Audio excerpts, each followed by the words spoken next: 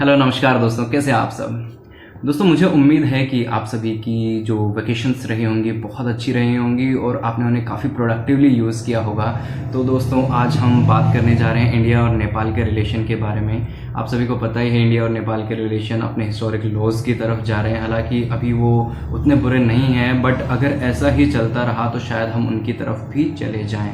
हालांकि जो historic laws सबसे बुरे रहे हैं आज तक वो 2015 में थे, जब नेपाल ने अपना नया कॉन्स्टिट्यूशन अडॉप्ट किया था।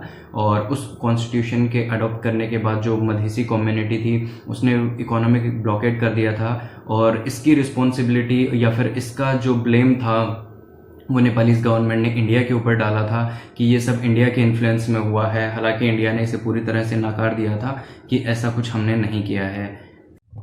दोस्तों आखिर इकोनॉमिक ब्लॉकेड होता क्या है। आप सभी को पता होगा कि नेपाल जो है वो एक लैंडलॉक्ड कंट्री है। इंडिया के साथ उसके ओपन बॉर्डर्स हैं, इसीलिए जितनी भी जो सप्लाईज होती हैं नेपाल को वो इंडिया के थ्रू जाती हैं।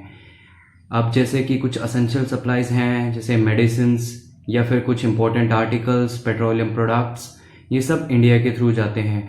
बट जब मधेसी कम्युनिटी ने इकोनॉमिक ब्लॉकेड किया, यानी जो पूरा पाथवे था उसे ब्लॉक कर दिया, तो ये सारी सप्लाईज नेपाल के पास नहीं जा पाई, और इसी को इकोनॉमिक ब्लॉकेड कहते हैं।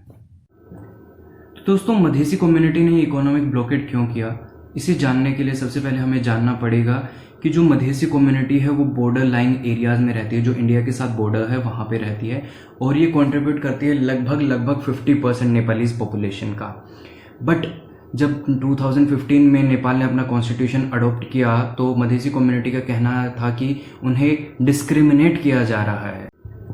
ये सब जानने से पहले हमें जानना होगा कि आखिर मधेसी कम्युनिटी ने ऐसा क्यों किया कि जिसकी वजह से ब्लेम इंडिया के ऊपर आया। मधेसी कम्युनिटी इंडिया के साथ जो बॉर्डर लाइन एरियाज हैं वहाँ पर रहती है, और उनका ये कहना है कि जो नेपाल का 2015 का नया कॉन्स्टिट्यूशन है वो डिस्क्रिमिनेटरी है।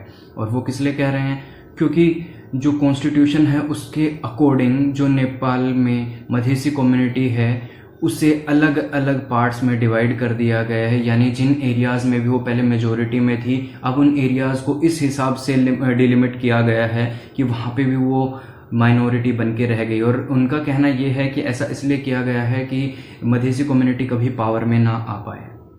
तो दोस्तों अब हम बात करना चाहेंगे एक ऐसे इशू पे जो बहुत ज़्यादा इंपॉर्टेंट है और शायद जिसके बारे में आपको काफ़ी कुछ पता भी होगा, पर फिर भी मैं आपको बता देना चाहूँगा कि अभी कुछ महीने पहले ही हमारे देश के जो डिफेंस मिनिस्टर हैं मिस्टर राजनाथ सिंह, उन्होंने एक बहुत ही स्ट्रेटेजिक रोड को इनॉग्रेट किया है जो कि इंडिया के सिक्योरिटी कंसर्न्स को लेके बहुत इंपॉर्टेंट है। और वो रोड धारचूला से लेके लिपुलेख पास तक जाता है। बट जो नेपालीज गवर्नमेंट है उनका क्लेम ये है कि ये रोड उनकी टेरिटरी में है, जबकि इंडियन गवर्नमेंट का ये कहना है कि ये कम्प्लीटली इंडिया की ही टेरिटरी में है। तो आखिर ये डिस्प्यूट क्यों अराइज होता है दोस्तों, तो चलो इसके लिए हमें जाना पड़ेगा 1816 में ट्रीटी ऑफ सगोली साइन हुई थी ब्रिटिश इंडिया और नेपालीज किंग के बीच में। जब फर्स्ट एंग्लो नेपालीज वॉर हुआ था तो उसमें जो किंग थे वो हार गए थे, और उसके बाद जाके ये ट्रीटी साइन हुई थी। और इस ट्रीटी के अकॉर्डिंग जो काली रिवर है वो डिसाइड करेगी इंडिया की बाउंड्री को नेपाल के साथ। और इस ट्रीटी के अकॉर्डिंग जो काली रिवर के वेस्ट का रीजन होगा वो इंडिया की टेरिटरी होगी, जबकि जो काली रिवर है उसके ईस्ट का सारा रीजन नेपाल की टेरिटरी होगी। तो दोस्तों ये जितना सुनने में इजी लग रहा है उतना इजी है नहीं, और मैं आपको बता देता हूँ ऐसा क्यों। क्योंकि जो एक्चुअल डिस्प्यूट है वो है काली रिवर के ओरिजिन को लेके। इंडिया का स्टांस ये है कि काली रिवर जो है वो काला पानी से अराइज करती है, काला पानी उसका ओरिजिन है, जबकि नेपाल का ये कहना है कि लिम्पियाधुरा उसका ओरिजिन है। और यहाँ से पूरा जो डिस्प्यूट है वो पूरा का पूरा अराइज होता है, और ये आज एक सेंटर स्टेज ले चुका है इंडिया और नेपाल के रिलेशन में।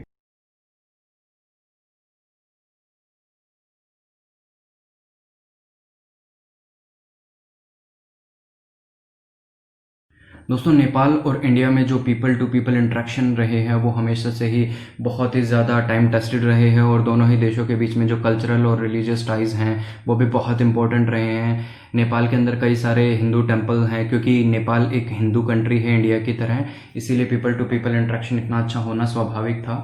बट आज के दिन अगर हम देखें तो नेपाल के अंदर बहुत सारे एंटी इंडिया सेंटिमेंट्स ग्रो कर रहे हैं, और इनका एक जो रीज़न है वो इकोनॉमिक ब्लॉकेड भी हो सकता है। और इसके अलावा अगर हम बात करें तो 1949 में इंडिया ने नेपाल के साथ treaty of peace and friendship sign की थी। इस ट्रीटी के अंडर इंडिया और नेपाल के जो बॉर्डर्स होंगे वो ओपन रहेंगे हमेशा, और इसके अलावा जो एक दूसरे के सिटीजन्स होंगे उन्हें हमेशा इक्वल ट्रीटमेंट दिया जाएगा। इसके अलावा अगर नेपाल कभी भी आर्म्स इंपोर्ट करता है तो उसे इंडिया से कंसल्ट करना होगा, और इसके अलावा जो नेपाली सिटीजन्स होंगे वो इंडिया की किसी भी सर्विसेज के लिए एलिजिबल हैं। बट कुछ इसके एक्सेप्शंस भी हैं, जैसे कि Indian administrative services, Indian foreign services और इंडियन पुलिस सर्विसेज। इसके अलावा अगर इंडियन आर्मी की अगर बात करें तो उसमें वो कम्प्लीटली एलिजिबल हैं, और आपको पता ही होगा गोरखा रेजिमेंट के बारे में। और इसके अलावा पैरामिलिट्री फोर्सेस में भी जो नेपाली सिटीजन्स हैं वो कम्प्लीटली एलिजिबल हैं। तो अब दोस्तों मैं आपको बताना चाहूँगा कि 1949 में जो ट्रीटी ऑफ फ्रेंडशिप साइन हुई थी इंडिया और नेपाल के बीच में, उसे हमने आज तक रीनेगोशिएट नहीं किया है। जबकि हम अगर भूटान के बारे में बात करें तो भूटान के साथ हमने 1950 में treaty of peace and friendship sign की थी, जिसे हमने 2007 में रीनेगोशिएट किया था। अगर हमें नेपाल के साथ अपने टाइज इंप्रूव करने हैं, जैसा कि नेपाल क्लेम करता है कि इंडिया ने हमेशा एक बिग ब्रदर लाइक एटीट्यूड अपनाया है नेपाल के साथ, तो अगर हमें उसे इम्प्रूव करना है तो हमें जल्द से जल्द treaty of peace and friendship जो कि 1949 में साइन हुई थी उसे रीनेगोशिएट करना होगा।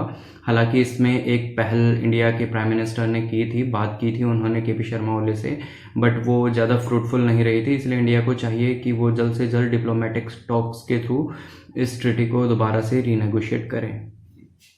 नेपाल के डेवलपमेंट में इंडिया ने काफ़ी इम्पोर्टेंट और काफ़ी वाइटल रोल प्ले किया है, और काफ़ी सारी रिवर्स हैं जिनका वाटर इंडिया और नेपाल दोनों शेयर करते हैं, और इनके बीच में काफ़ी सारी रिवर वाटर ट्रीटीज़ भी हैं, जैसे कि 1954 की कोसी वाटर ट्रीटी और 1959 की गंडक रिवर ट्रीटी, और इसके अलावा 1996 में महाकाली ट्रीटी भी साइन हुई थी इन दोनों के बीच में। और 2001 में एक बहुत ही अनफॉर्चुनेट इंसिडेंट हुआ था। 2001 में हुआ क्या कि जो नेपाल की रॉयल फैमिली थी उसका मैसेकर हो गया था, और मैसेकर किया किसने? खुद क्राउन प्रिंस ने पूरी फैमिली को शूट कर दिया था, ओपन फायर कर दिया था पूरी फैमिली के ऊपर क्राउन प्रिंस दीपेंद्र ने। और बहुत सारी थ्योरीज हैं इसको लेके, बट जो काफ़ी फेमस थ्योरी है उसके अकॉर्डिंग क्या है कि जो क्राउन प्रिंस दीपेंद्र थे उनके ग्वालियर की किसी रॉयल फैमिली की प्रिंसेस के साथ रिलेशंस थे, जो कि दोनों ही फैमिलीज़ को पसंद नहीं थे, और उनसे परेशान होकर प्रिंस दीपेंद्र ने ऐसा किया। तो दोनों देशों को अगर अपने जो भी रिलेशंस हैं उन्हें अगर इम्प्रूव करना है तो डिप्लोमेटिक टॉक्स जल्दी से जल्दी करनी होंगी। और क्योंकि नेपाल एक बफर स्टेट है और इंडिया की सिक्योरिटी और इंडिया के नेशनल कंसर्न्स के लिए बहुत इंपॉर्टेंट है, तो इंडिया को कोई भी ऐसा स्टेप नहीं लेना है जिसकी वजह से एक वेज इंडिया और नेपाल के रिलेशंस में आए, या फिर ऐसा कोई भी वॉइड क्रिएट हो जिसको फिल करने के लिए चाइना बीच में आए। जैसा कि हम सभी को पता है कि चाइना ज़्यादा से ज़्यादा इन्वेस्ट कर रहा है इंडिया के नेबरहुड में, ताकि वो इंडिया के ऊपर एक स्ट्रेस डाल सके और अपनी जो रीजनल हेजमनी है उसे कायम रख सके। दोस्तों, अगर इन सभी इन्फॉर्मेशन से रिलेटेड आपको कोई डाउट है या कोई आपकी क्वेरी है या आप और कुछ जानना चाहते हैं तो प्लीज़ कमेंट बॉक्स में लिखें, मुझे बहुत ज़्यादा खुशी होगी आपको रिप्लाई करके। और इसके अलावा दोस्तों मैं ये कहना चाहूँगा कि प्लीज़ अपना ध्यान रखें और अपने घर पे रहें, सुरक्षित रहें, और thank you very much guys. जय हिंद, जय भारत।